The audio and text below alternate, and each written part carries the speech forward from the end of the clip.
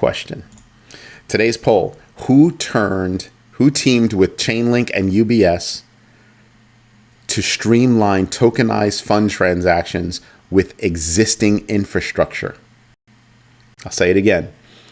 Who teamed with Chainlink and UBS to streamline tokenized fund transfers using existing infrastructure?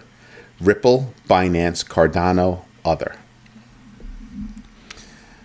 Let's see if you've done your research. Rick Ritchie in the house. Thank you for letting me know that you have done your research today. Greatly appreciate that. So it's been a hell of a day. I think you had a couple of all-time highs set today. You had a couple of indexes end higher, and on the positive note this for September, not bad. We've got the government shutdown coming. Not good. Like I said, it's kind of a neutral day. And you've got about, 750,000 people that will be furloughed when the government shuts down. You'll only have, necessary services that will be up and running. And we'd have to check to see what those necessary services are, because, wow, that's interesting. So, yeah, it is a fun-packed day. A fun-packed day. They spent all day pointing the finger at each other, the two parties pointing the finger at each other and everything else. And I'm like, we should have had an answer, right? We should have had an answer for all of that already. Shouldn't be a guessing game. But people aren't getting it. People are absolutely not getting it. If you chose other, put it in the comments, please. That'd be greatly appreciated.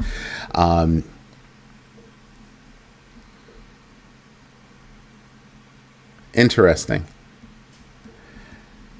Took you long enough to Google that in 2 seconds. So, a new ETF tracks political figures' trades. And I found this one to be funny because it's GRFT, a new ETF that tracks political figures' trades and crypto market influence. Grift without the I. Wow. I think that particular ETF is going to be amazing. Amazing. Grift. GRFT. Wow. Because I totally agree with the name. Now, the SEC's rules could enable a spot Shiba Inu ETF, drawing praise but warnings about market risks and an oversaturation. And I'm like, it's amazing how it's not one of the big name coins and all of a sudden it's oversaturation. And I'm just sitting there and I'm just kind of going, yeah, okay. I don't think people are paying attention the way they should be paying attention. You know what I mean? What's up, Lex Luthor? But you did what? Did you invest in yourself today? You have to say it directly, or else I'll just cut your behind off and send you to the corner. I'm in a corner kind of mood tonight too. And so we've got a shutdown coming. 750,000 people pounding the pavement.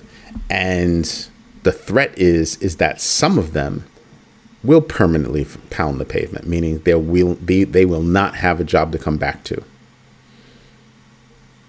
So any agency that is found unnecessary and not under the guidance of of Congress, that agency is probably going to wind up going away.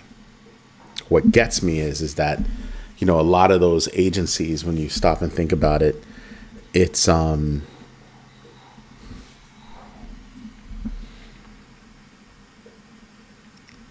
government runs on a whole lot of different pieces. Some that are mandatorily funded or funded by mandate, and others that are not funded by mandate but are still funded.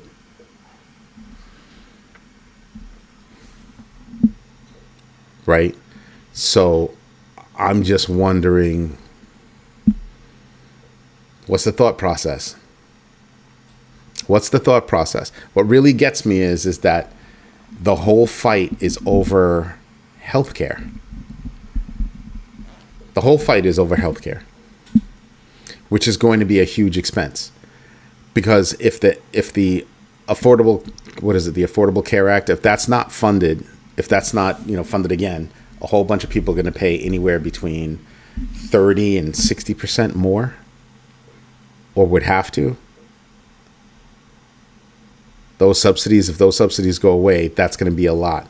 And there's no safety net. There's nothing. I mean, think about that. You're whacking healthcare while you're whacking Medicare and Medicaid. Who wins from that? Those are economic hits. In massive ways, those are economic hits. Some people just have jobs so that they can have healthcare. The jobs that they have don't even pay all the bills, but they have that job because it pays for healthcare. Right? So that's kind of a big deal. And I'm just wondering how people are going to figure that out? And that's a problem for me. That's a massive problem for me. So when I say economic hit, that's what I'm talking about. What is going on that they're diverting from us? Can you please be more specific?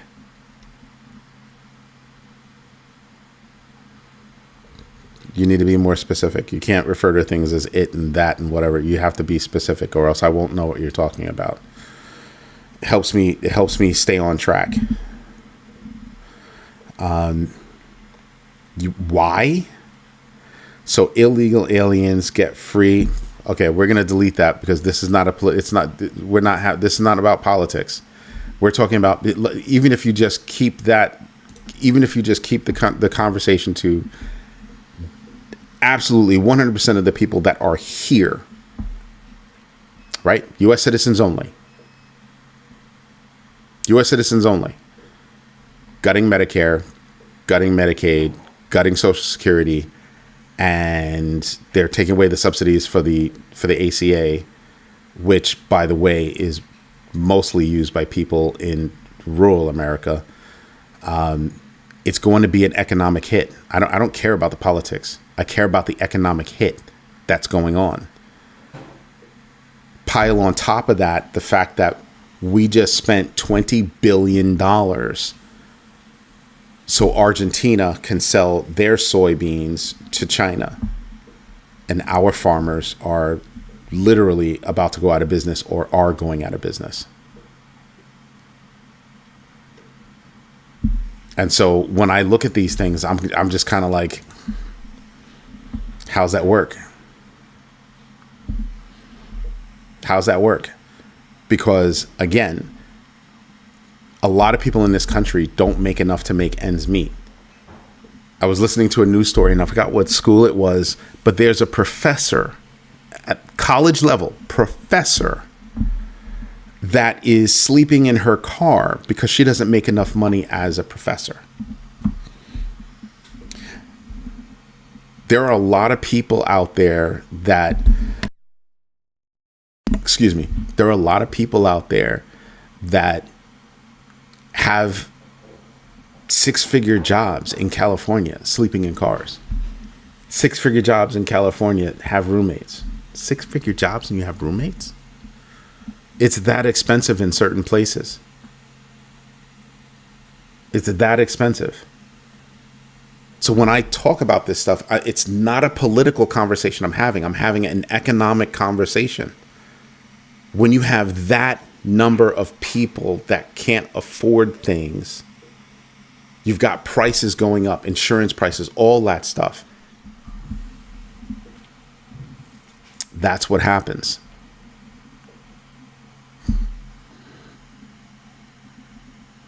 So I'm wondering how, with all of those farmers that are harvesting their soybeans, putting them in silos. What happens? What happens? The United States gave Argentina $20 billion, and nobody's saying what we're getting back for it. Our farmers are not sending soybeans over there. I'm worried about remember I told you last night, I look at everything in terms of scales, right? First, I look at the individual story and I put it on a scale. Is it positive? Is it negative? Is it neutral? Right? And with all the news, all the research that I do I wind up in totality positive or negative? Or neutral. That's literally what I'm doing every day. And I'm just seeing a lot of things pile up that are just leading me toward we're in a not so great place. And I don't know that there is a safe space for my value.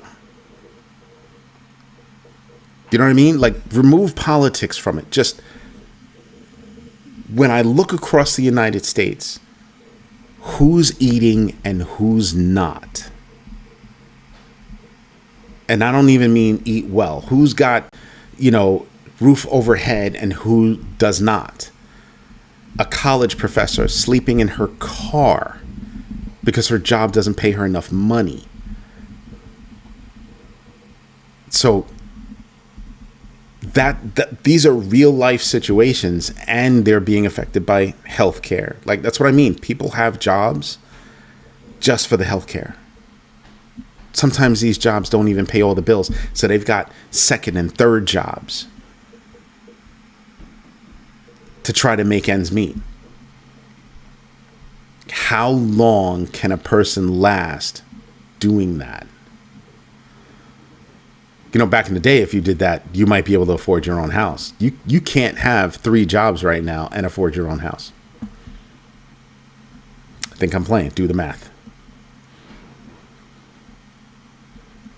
Do the math. Lex Luthor, I understand your comment. It's absolutely irrelevant. It's absolutely irrelevant.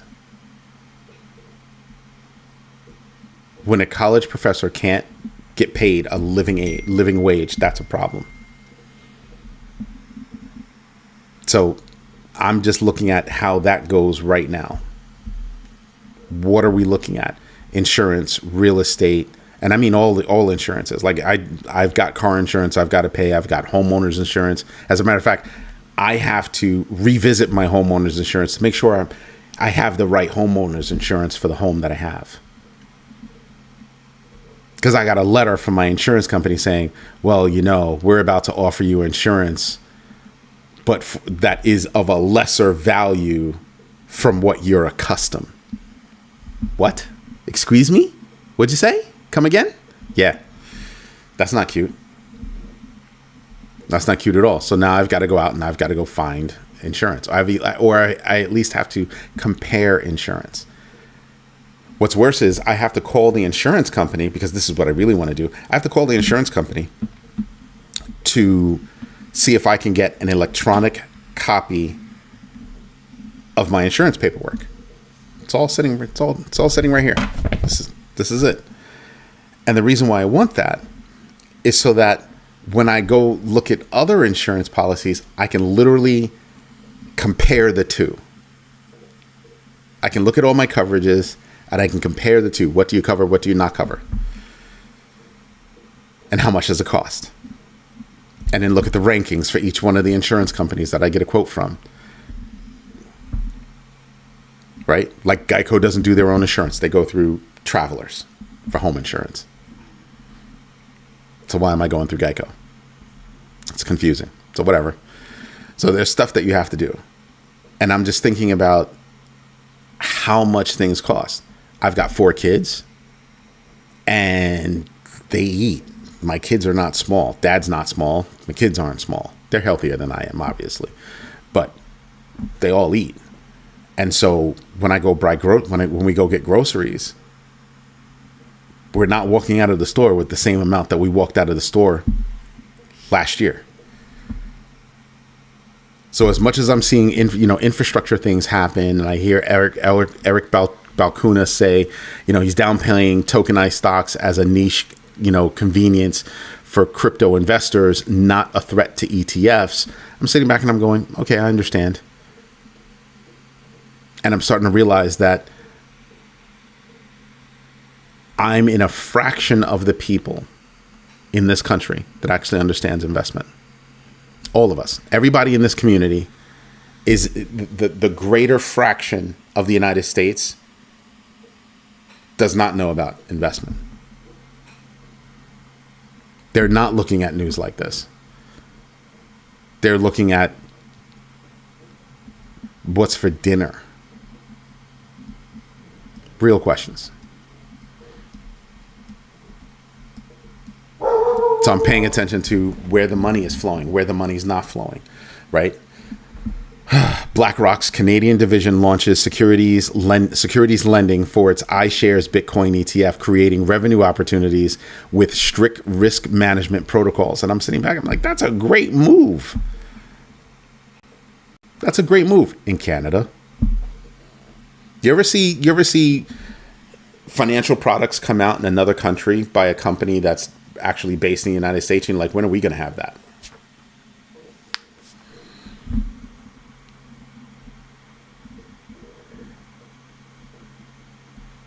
My grocery bill is the highest bill I have. That's hilarious. I mean, it's hilarious, but not hilarious. You know what I mean? Like, I get it. My grocery bill is not the highest bill I have, but it is one of the highest bills I have. Seriously, when I look at that credit card bill every month, I'm just like, how did we spend last month? How did we spend almost $1,000 at Costco? A couple of months ago, I was telling you guys how I put everything on my Costco credit card, everything, because I get somewhere between 1% and 4% back. Somewhere between 1% and 4% back, and I get it from Citi, which is the bank behind the credit card, and I get it from Costco direct. Anywhere I can pull savings or extra value, any time I can squeeze that out, that's what I'm doing. People think you're lucky stars. You have a 15% annual increase for a decade.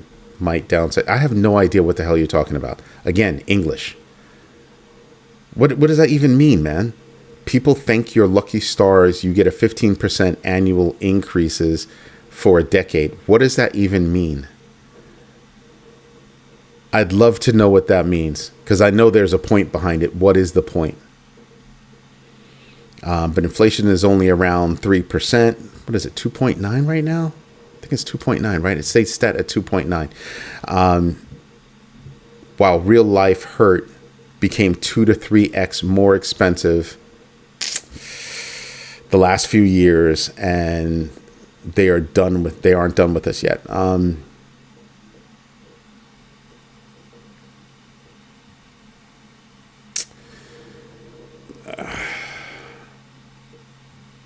We have a government that doesn't understand the value of a dollar.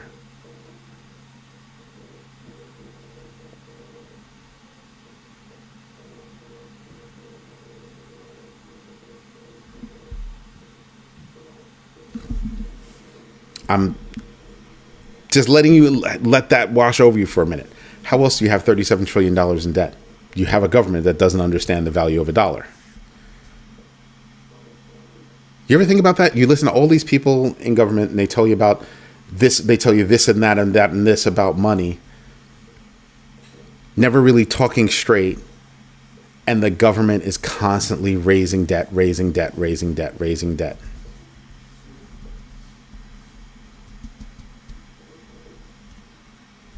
At some point, APAW has posted something because Lex Luthor had pointed something out. Well, can the United States hide the debt? You can't hide the debt. You can ditch the debt, but you're not going to hide it. It's too big of a number to hide. You talk about all these companies that are, they're going to cut us a check for $500 million. Who is it? Harvard's going to cut us a check for $500 million, blah, blah, blah. Google decided they were going to pay Trump $24.5 million because of supposedly what happened. But for the government, you have all these companies that are saying, oh, we're going to pledge to spend this amount of money. What happens to that money? Where does that money go? They say it goes to the government. Where does it go? What does it get spent on? Right? What does it get spent on? I would love to see the government go on the blockchain because that way we could track every single coin. I want it on a public blockchain so we can see every single coin about what's going on. So we can't put food on the table and on everybody's plate in front of them, right? But we can put cameras up to track everybody. We don't understand the value of a dollar. I run a company. I'd love to be making more money, but I would rather make sure my people eat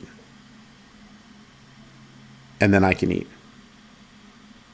That's my responsibility.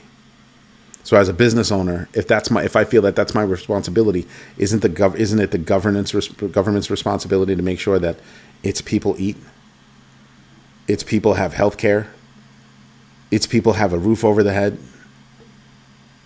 We're not talking about insane things. I mean, how many times have you seen people turning old railway cars or cargo ship containers into homes?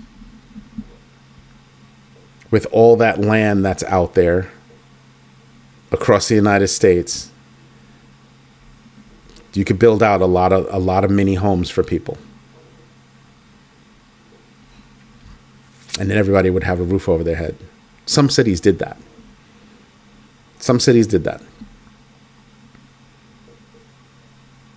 It's amazing. I saw a business, I forgot what country it was, but there's a business where they set up single room hotels, single rooms along a highway, and you can go rent a room. You're tired, you just pull in, rent a room, boom. It's a business. Single person union. Boop, boop. Go inside, go to sleep. All along highways. And I'm like, that's a business. But why can't we do that across the country? I'm not seeing great times. I'm seeing people I'm seeing that distance increase from the rest of us. I mean, don't get me wrong. I apologize if you're one of these people that, has money.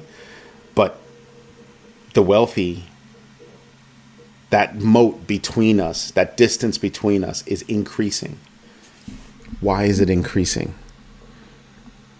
I hope you people take me serious when I tell you, I firmly believe, and I have yet to have anybody tell me anything different. I firmly believe that we're going to have to invest just to survive. Invest just to survive. I'm thankful that a company like Costco says, we know what enough is. They take care of their people and they take care of their customers. Our debt is getting better is why it's getting bigger.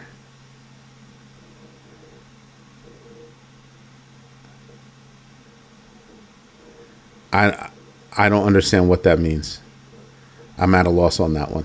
Governments are not good at fixing problems, but making existing problems worse and or creating new ones. Facts. I guess those are your facts. I'm just looking at it from an economic perspective.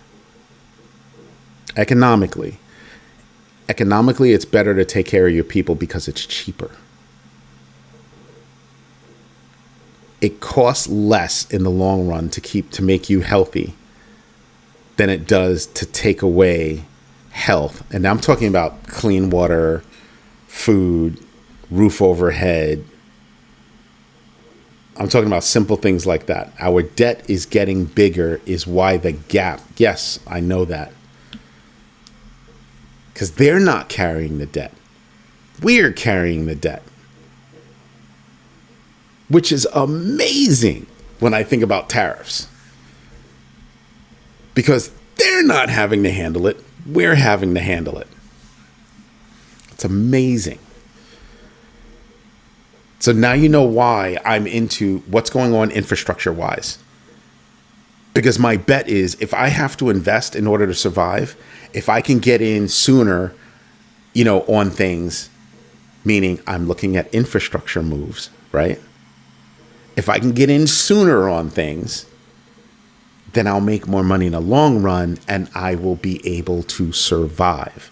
My kids will be able to survive. Maybe,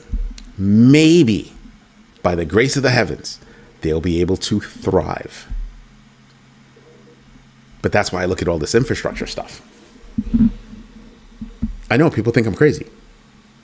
But, Bank of America raises copper price projections to $15,000 per ton by 2027. It's not that they're, raising their copper projections. That's not what I would be looking at. What I would be looking at is why? What is copper being used for? Oh, that's right. It could be pipes in new data centers and things like that. New build outs. What else would you be using copper for? That I'd be looking for those things. Because they're giving you a heads up. Hey, copper's going to go up. Most people be like, oh, so I'm going to go out and I'm going to buy some copper. I'm going to go out and I'm going to buy stocks in the companies that are using the copper. I'm not going to bother with the precious metal itself. I don't know that market. But I can definitely evaluate companies that are using it. See what I mean? That's something that I pay attention to. Bitwise CIO Matt Hogan predicts Tether could surpass Saudi Aramco's 2024 profits by becoming a primary currency in emerging markets with $3 trillion in assets.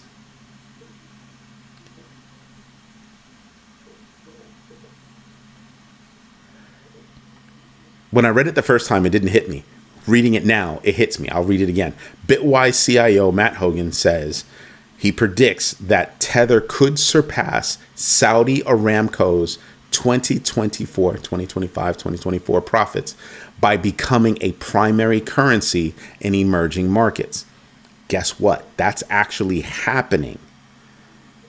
I told you last week that we have car companies that are accepting, or car dealerships that are accepting USDT for car sales. Yeah. Hold on a second. Got that one. Got Rick Ritchie. Hey all, is it true? Did David Schwartz leave Ripple today?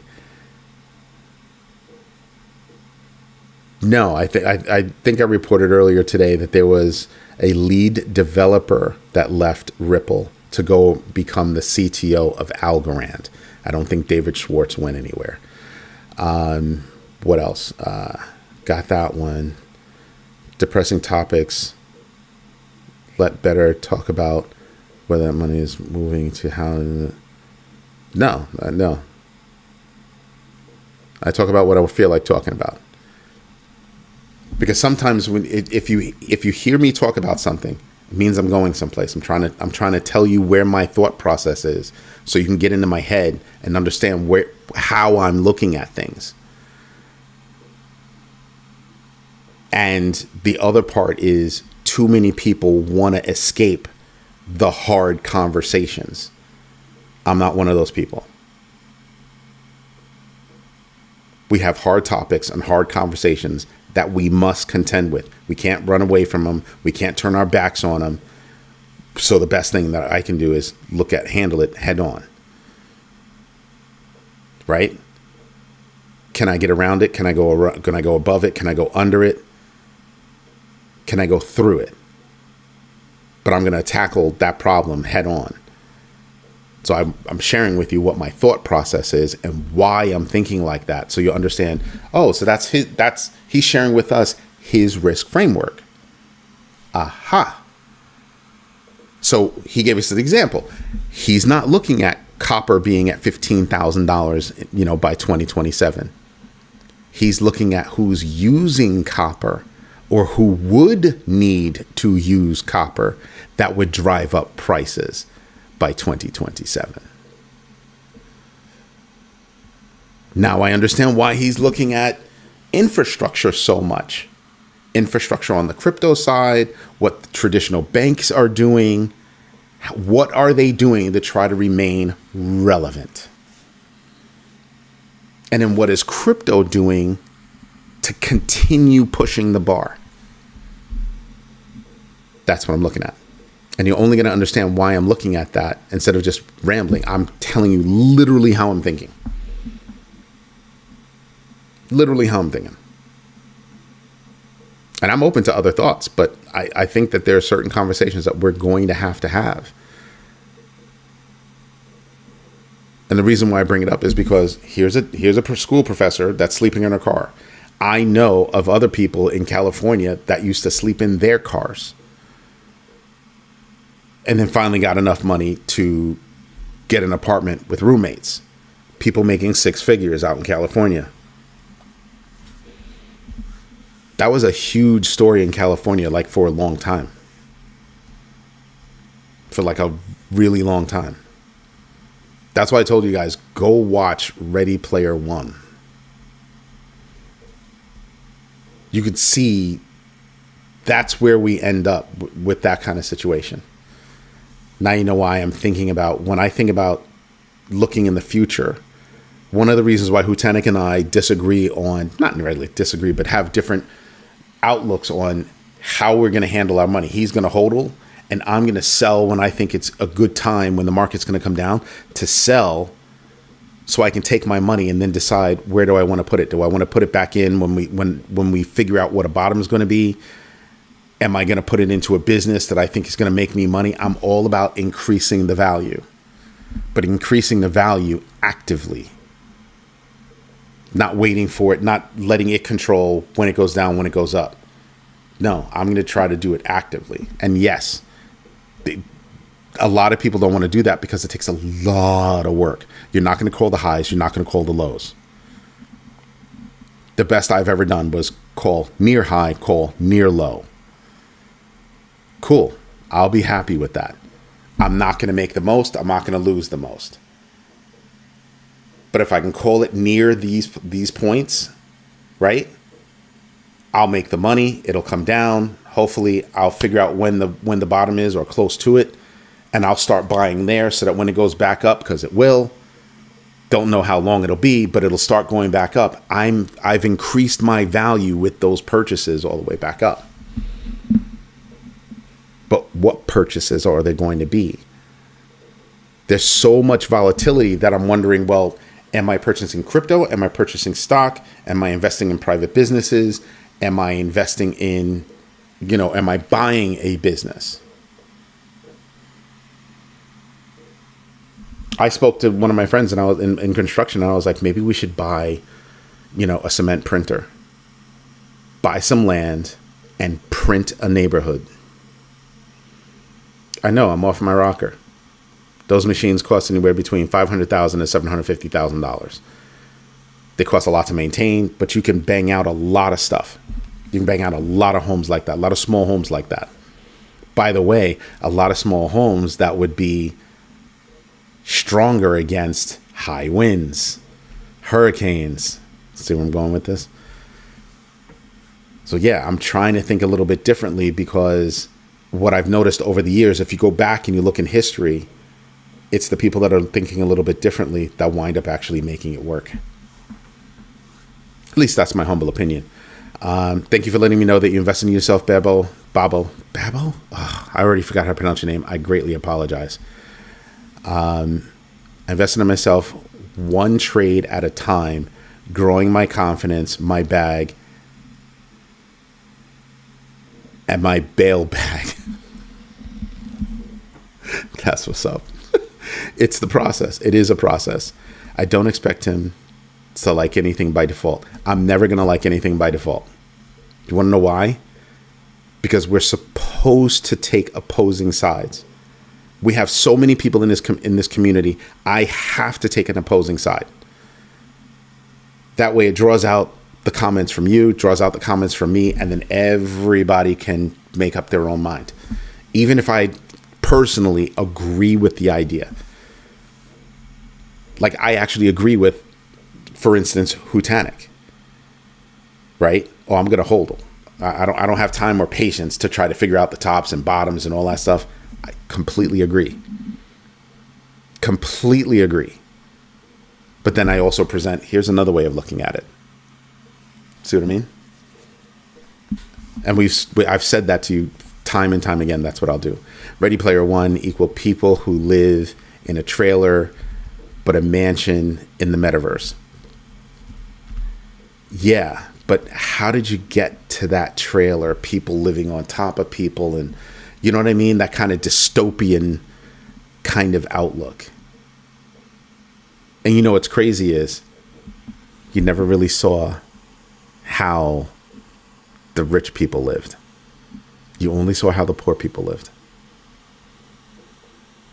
That's all you ever see in that movie. You got to skim some profits, though. Yes, I try to skim profits. 2021 mistake. Yep, with Monero. Yeah, but then Monero started coming back. Privacy tokens are really making a run for it. I don't think privacy tokens go away. I think they're a necessity. But which one is going to survive? So far, I think it's Monero. But I also, frankly, want to know who's investing in these other coins that we don't hear about. It's impossible to be down if you DCA daily. I don't know about that. And not everybody can DCA daily. But I get what you're saying. Dollar cost averaging is the way to go.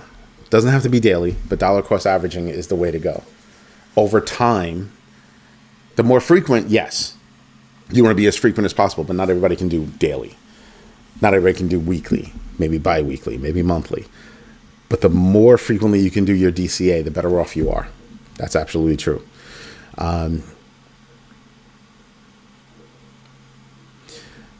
Buying low, selling high beats DCA most of the time when you get it right. Not everybody has that, so DCAing is a good way to go. That math works. You might not be as positive, but you'll wind up being positive. Yeah, frequency is better than amount for sure. With meme coins, you've got to cash out and not look back. I don't do meme coins. I've only got a couple of meme coins. I don't play the meme coin game. And the meme coins that I have, like Pepe, I think eventually it's just going to do well. I'm already in the black, so I care, but I don't care.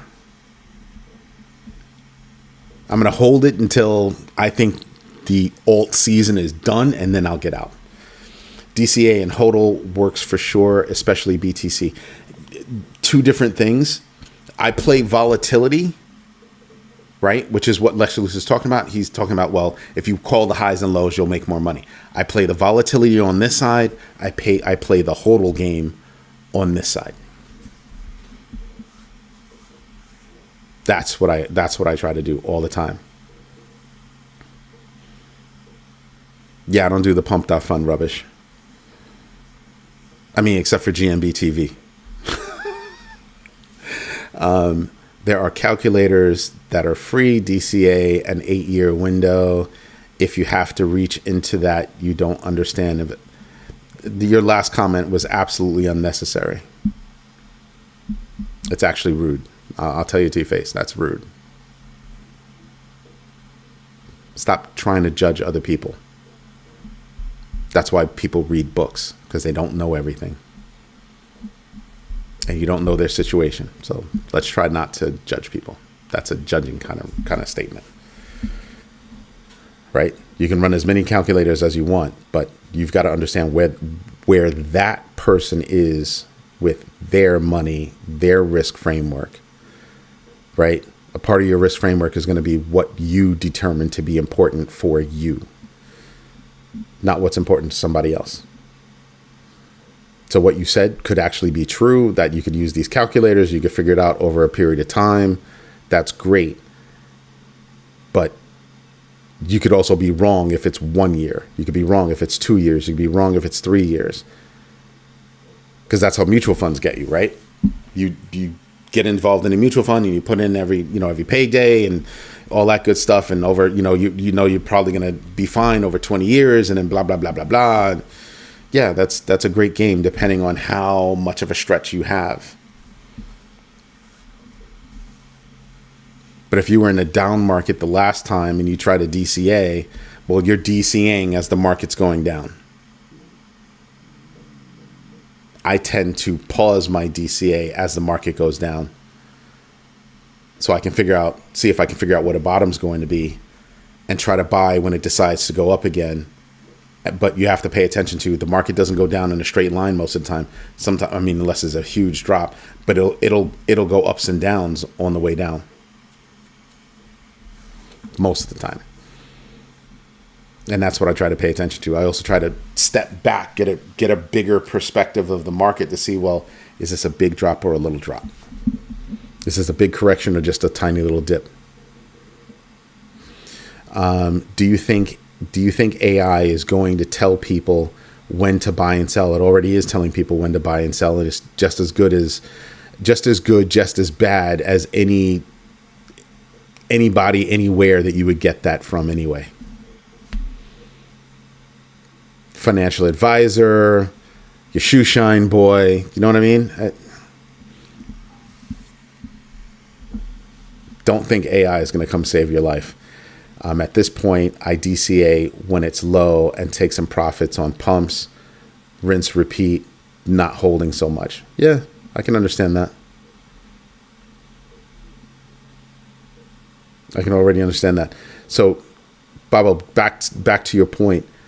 You've got, like right now, I've got a financial planner in a box. I can go inside and I can ask my financial planning assistant, hey, what can you tell me about Aster? And it'll come back, it'll go out, do all the research and come back with, here's a report on Aster, and let me know, positive, negative, what the sentiment is and all that other good stuff. Same thing with stocks. It's going to tell me what the RSI is. It's going to compare that to the MACD. If they're both moving in the same direction, well, they're both moving in the same direction, right? Up or down, and maybe I'll react to it, right? But then you could have done that work yourself, or you could have spoken to a financial advisor, or you could have just gotten that from, one of the community members or whatever, and did your own research and figured that out on your own. What I'm saying is that AI is not going to be any better than, any worse than. Some people are saying, oh, well, who was it? It was, I forgot what company it was. They just did it for bonds. They implemented AI for bonds, and AI increased their profits by 34%.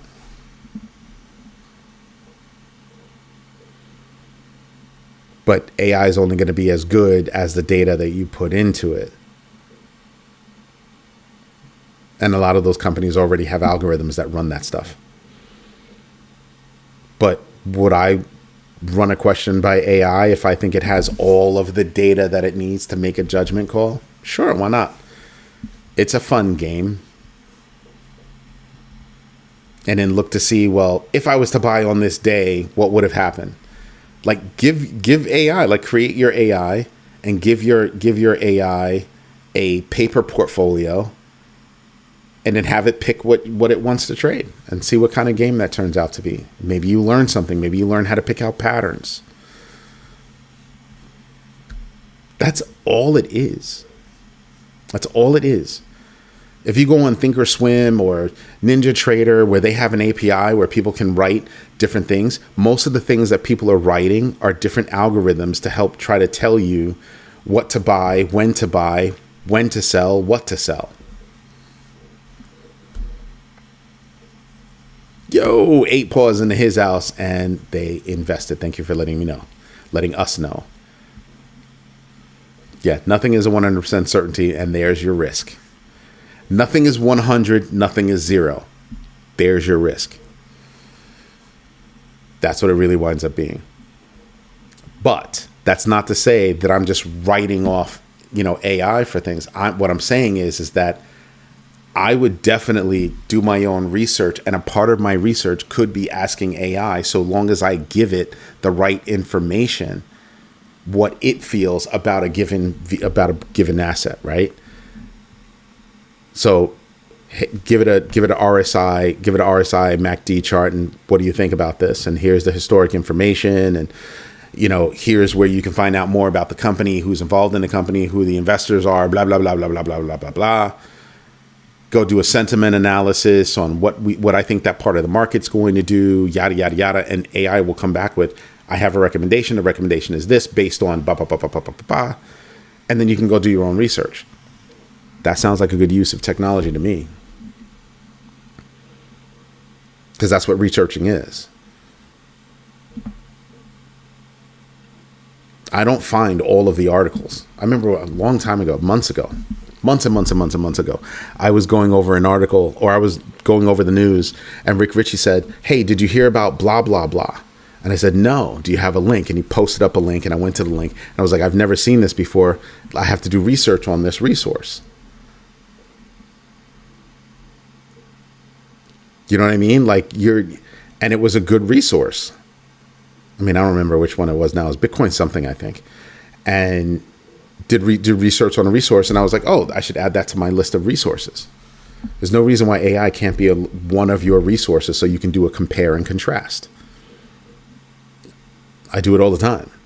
Whenever I ask AI to go do research for me, create a crypto report, tokenomics, create a stock report based on today's numbers, MACD, RSI, whatever charts, whatever numbers over the past month, year, day, whatever, come back and give me an analysis on that. That coupled with the rest of my research, I'll come to a conclusion. It's a tool in the toolbox. Use it if you can. Japanese garden, my dream.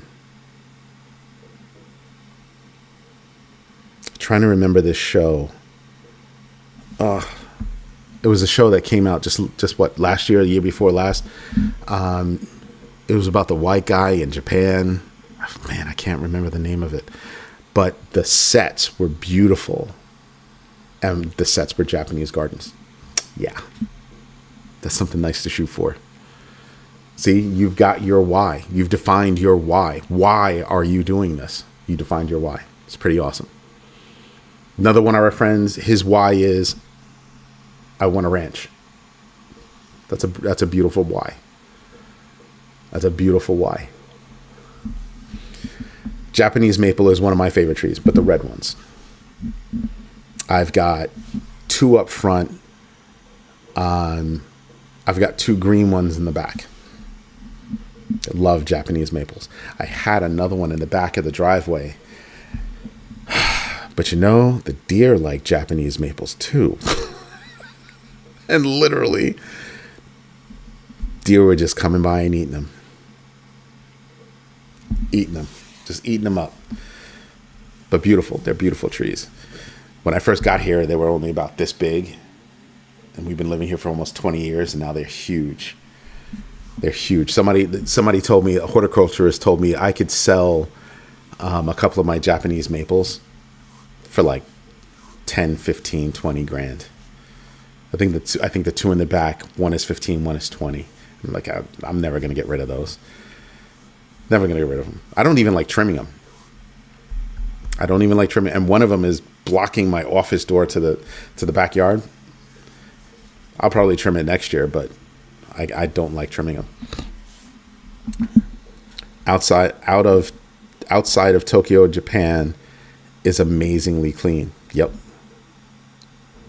My definition of why is I want to take care of my kids and I want to travel. That's why I stay up doing this stuff like all the time. And I'm like a news junkie. I can't get enough. Cannot get enough. I mean, today I think the team published I want to say 40, 50 articles today. Thoughts and opinions on different things. I advise you guys to get a tool like OneNote or one of these other apps where you can save your notes and it's quickly searchable. Because then it makes it so that you can start to connect the dots. Like, I'm old. I don't remember everything. So I'll say something about institutional investors shift to altcoins as Ethereum sees record inflows. And I'll be like, where else did I hear about Ethereum? Tonight's question. Who teamed with Chainlink and UBS to streamline tokenized fund transactions with existing infrastructure? Ripple, Binance, Cardano, other. It was Swift. Are you paying attention to what Swift is doing? Swift is taking like no prisoners. They were like, yeah, we were sleeping, but we were doing research. We've been doing this. We've been doing that. And they're just hitting it out of the park right now. They have like 3 or 4 massive deals going on right now. And UBS, Chainlink, and Swift using existing infrastructure? Oh, that's huge. That's huge. You're going to have a lot of banks that are going to be like, whoa. What was that? Existing infrastructure? Because what does existing infrastructure mean? It means I don't have to spend any extra money. That's what it means. So everybody's going to be like, what? Yeah, that's what I'm looking at. I'm all about it. Traveling makes you appreciate and tolerate. Yes. It really, really does. When you see how other people are living, when you look at other cultures, level setting indeed. I feel my Chainlink and Ondo bags will only expand heavily in the coming years when retail starts to understand the implications of these high adoptions.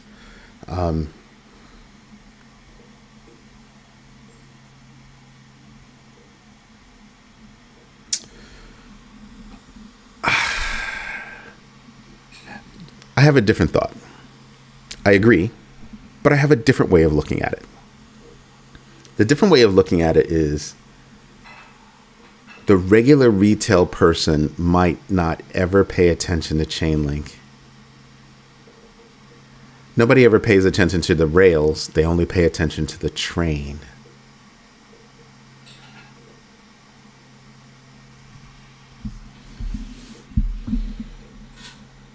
They pay attention to the train. So Chainlink can go up and nobody's really going to understand why, except for those people that are in on Chainlink. The ones that I call the connective tissue, most people aren't going to get it. They'll just be like, They won't understand how it works. They just understand that it works. That's the big deal. Something in my eye and it's getting on my freaking nerves. Until then, it's living in the car in California. That's in no way funny.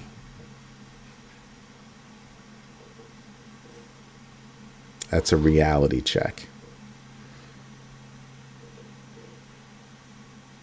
It's a reality check. There are a lot of people that are really that close. Even living in the car or that close to living in the car. Wish I could travel so much. First stop is Dubai. For me, my first stop is not Dubai. Oh, I want to go. But my first stop is I want to visit all of the wine regions around the world.